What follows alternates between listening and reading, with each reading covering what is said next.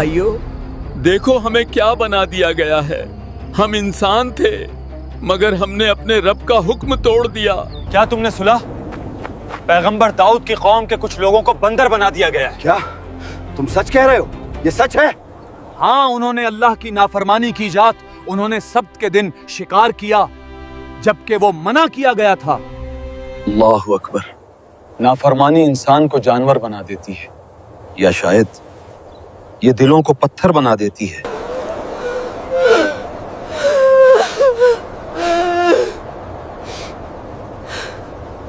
भाइयों, देखो हमें क्या बना दिया गया है। हम इंसान थे मगर हमने अपने रब का हुक्म तोड़ दिया। अब हम बस एक निशान हैं, आने वालों के लिए एक सबक।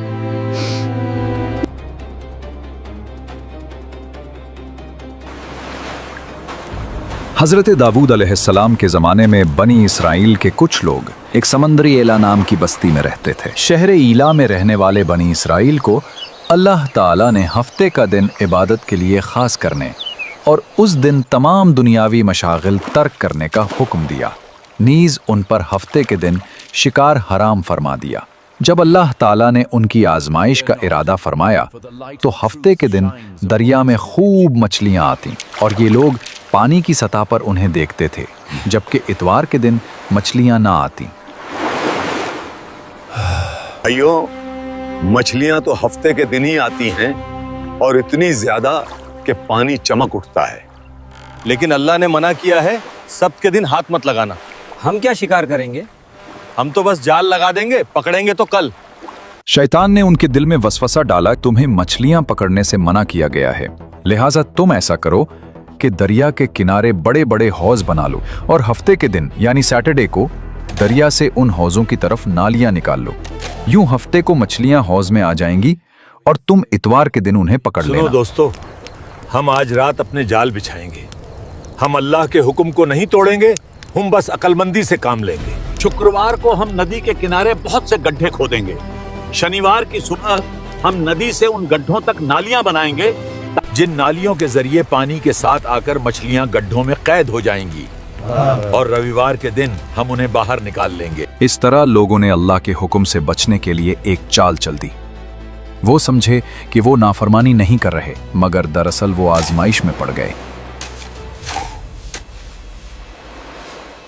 इस तरह एक अरसे तक ये लोग इस फेल में मुब्तला रहे। इनके इस अमल की वजह से इस बस्ती में बसने वाले अफराद दो गिरोहों में तकसीम हो गए थे।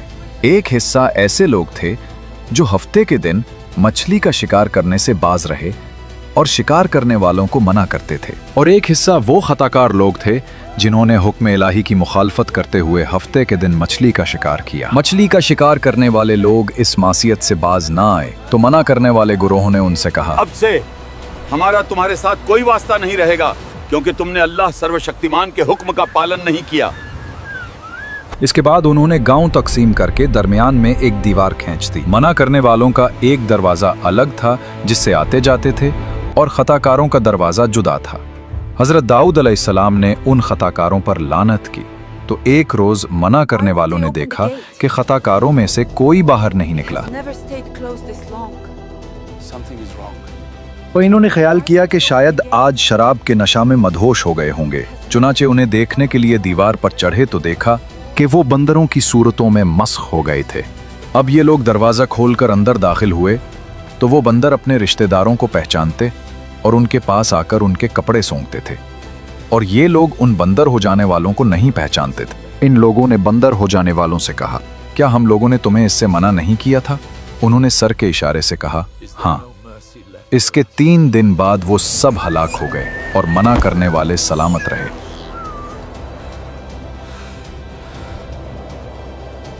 बंदर बन जाने वालों की तादाद 12,000 थी। ये सब 3 दिन तक जिंदा रहे और इस दरमियान में कुछ भी खा पी ना सके, बल्कि यूं ही भूखे प्यासे सब के सब हलाक हो गए। शिकार से मना करने वाला गिरोह हलाकत से सलामत रहा, और सही कौल ये है कि दिल से बुरा जानकर खामोश रहने वालों को भी अल्लाह ताला ने हलाकत से बचा लिया। मालूम हुआ कि शैतानी हीलाबाजियों में पड़कर अल्लाह ताला के अहकाम की नाफरमानियों का अंजाम कितना बुरा और किस कदर खतरनाक होता है, और खुदा के नबी जिन बदनसीबियों पर लानत फरमा दी, वो कैसे हौलनाक अजाब इलाही में गिरफ्तार होकर दुनिया से नीस तो नाबूद होकर अजाब नार में गिरफ्तार हो जाते हैं। यहाँ एक अहम बात काबिल तवज्जो है।